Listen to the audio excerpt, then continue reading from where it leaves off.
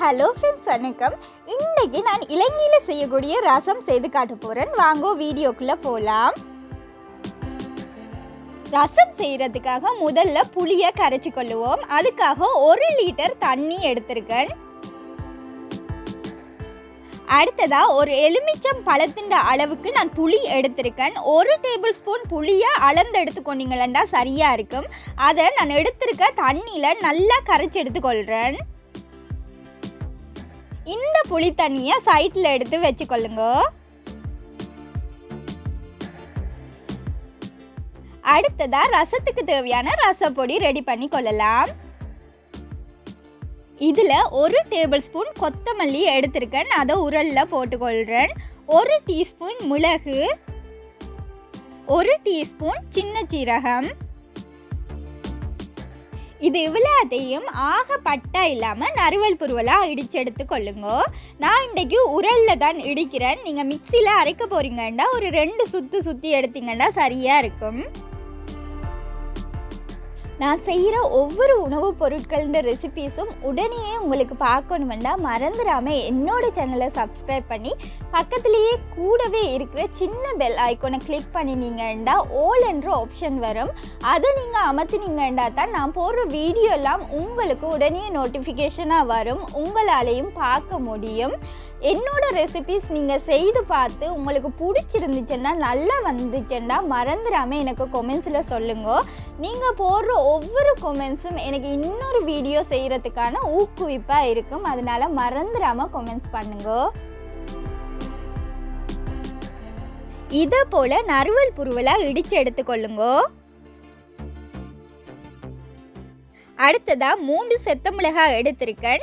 அதையும் நான் நறுவல் புருவலாக இடித்து எடுத்துக்கொள்ள போகிறேன். இந்த செத்த மிளகாய் அதிக காரமாக இருக்காதுன்றதால நான் 3 மிளகாய் சேர்த்து கொண்டேன். நீங்கள் சேர்க்க போகிற மிளகாய் காரம்ண்டா நீங்கள் 2 மிளகாய் சேர்த்தாலே போதும். கட்டைத்தூள் சேர்க்க போகிறீங்கன்னா 1 டீஸ்பூன் கட்டைத்தூள் சேர்த்தா போதுமாக இருக்கும். அடுத்ததாக 8 உள்ளிப்பல்ல சுத்தம் செய்து எடுத்து வச்சுருக்கேன். அதையும் இதோடு சேர்த்து நறுவல் புருவலாக தான் இடித்து எடுத்துக்கொள்ள போகிறேன். உள்ளி இந்த ரசப்பொடியோடு சேரும், ஆனால் துண்டு துண்டாக இருக்கும். அப்படி இருந்தால் தான் குடிக்கக்குள்ளே நல்லா இருக்கும். இந்த ரசம் நிறைய விதமாக செய்வாங்க. எங்களோட யாழ்ப்பாணத்தில் எங்களோட அம்மா செய்கிற முறையில் தான் நான் செய்திருக்கேன். காய்ச்சலில் தடுமலில் இருக்கிறவங்களுக்கு இது குடிக்கக்குள்ளே அவங்களோட வாய் கசப்பாக இருக்கிறதால இது நல்ல புளிப்பாகவும் உரைப்பாகவும் இருக்கிறதால நல்லா இருக்கும். இதில் முடக்கத்தான் சேர்த்து கூட செய்வாங்க. அது இன்னுமே நல்லா இருக்கும். இதை போல் நீங்கள் நறுவல் புருவலாக இடித்து எடுத்துக்கொள்ளுங்க.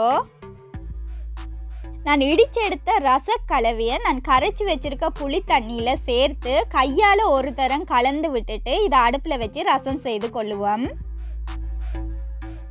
அடுப்பை மீடியம் ஹீட்டில் வச்சுக்கொள்ளுங்க. அடுப்பில் வச்சதுக்கு பிறகு இதில் 1 டீஸ்பூன் உப்பு சேர்த்து கொள்கிறேன்.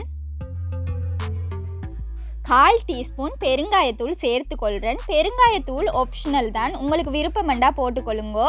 போட்டால் இன்னும் கொஞ்சம் வாசமாக நல்லா இருக்கும்.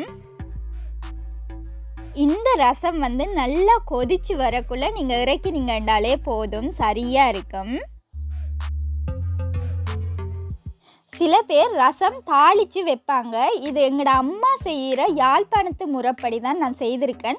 உங்களுக்கு தாளித்து விருப்பமெண்டா நீங்கள் தாளிச்சும் செய்து கொள்ளலாம்.